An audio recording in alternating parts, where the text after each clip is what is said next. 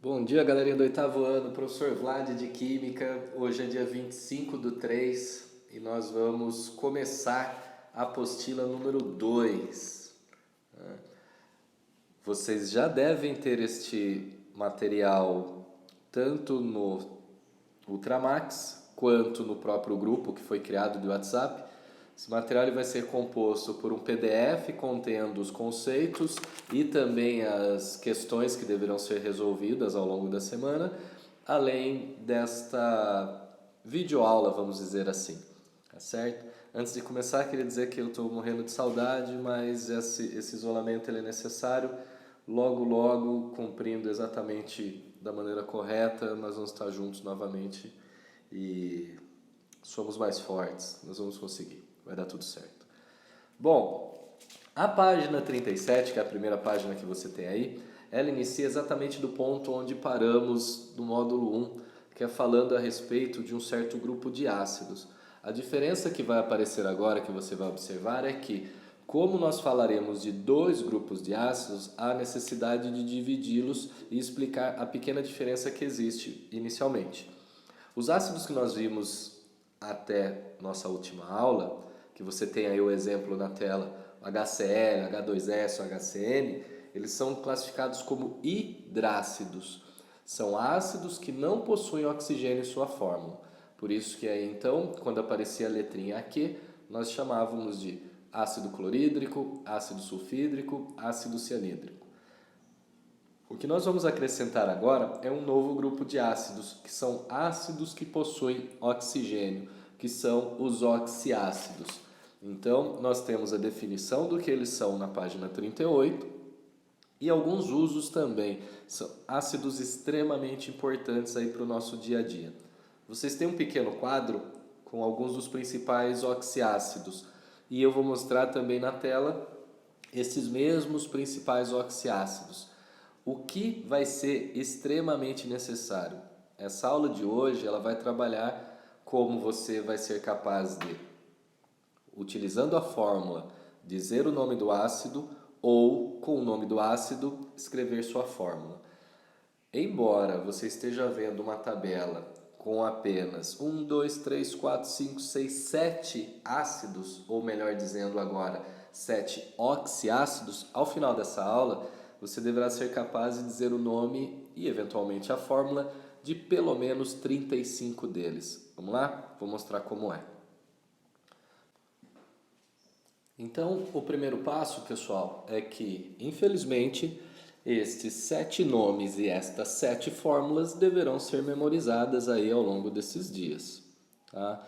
Parece muito, mas não é, são apenas 7. Tá? Nós temos aí o ácido clórico, o ácido sulfúrico, o fosfórico, o silícico, o ácido bórico, o ácido carbônico e o ácido nítrico, com suas respectivas fórmulas, tá certo? Bom, maravilha. Agora eu vou explicar para vocês como que é o truquezinho depois que eu souber desses 7 nomes para encontrar os outros nomes. Vamos para uma outra tabela. Vamos observar, se você enxergar direitinho aí, vai perceber que tem uma linha escrita em azul, grifada em azul. Nesta linha grifada em azul, nós colocamos 4 dos ácidos que nós chamamos de ácidos principais, que eu pedi que você guardasse os nomes. Né? Note, nós temos aí o ácido clórico, o sulfúrico, o nítrico e o fosfórico. E isso vale para qualquer um dos outros que você memorizou.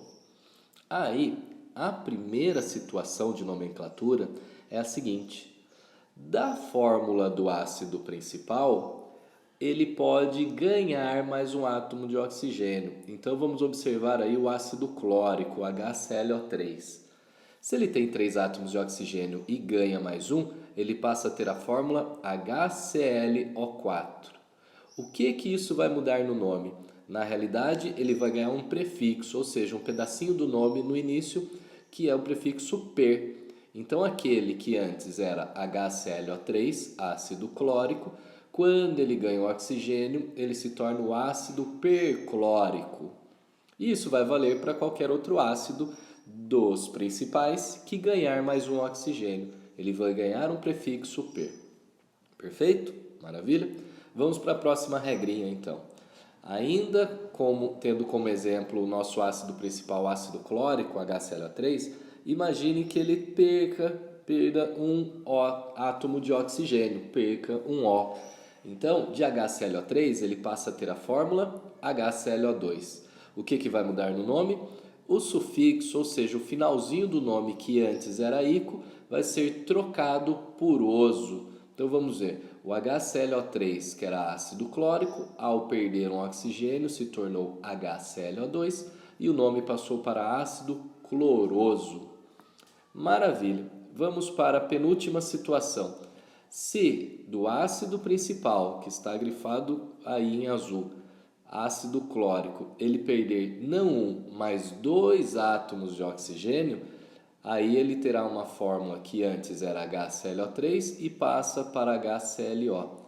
Então o ácido que antes era o ácido clórico, ele vai ter perdido o seu sufixo ico por oso e acrescentado um prefixo hipo.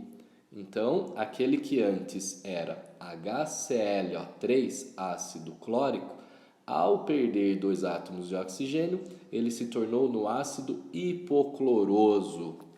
Viu só? E como eu havia dito, nossa última regra, que não está aí, mas que você já deve ter percebido, professor, e se o oxiácido perder todos os átomos de oxigênio?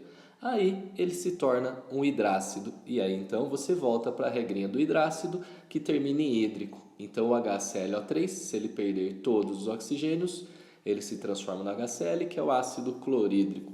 Perfeito, senhores? Com isso, acredito que você tenha compreendido perfeitamente as regras da aula de hoje. Você pode repetir essa aula quantas vezes quiser e ficará como atividade, como eu já disse, já estando em anexo aí no seu PDF, as questões número 1, número 2, número 3 e número 4 da apostila, ou seja, páginas 41 e 42.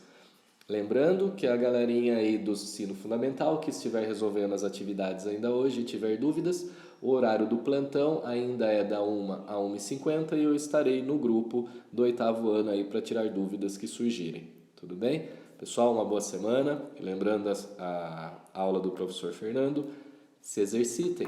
Quanto mais atividades fizerem, maior a resistência, mais saúde terão. Um abraço, a gente se vê. Fui.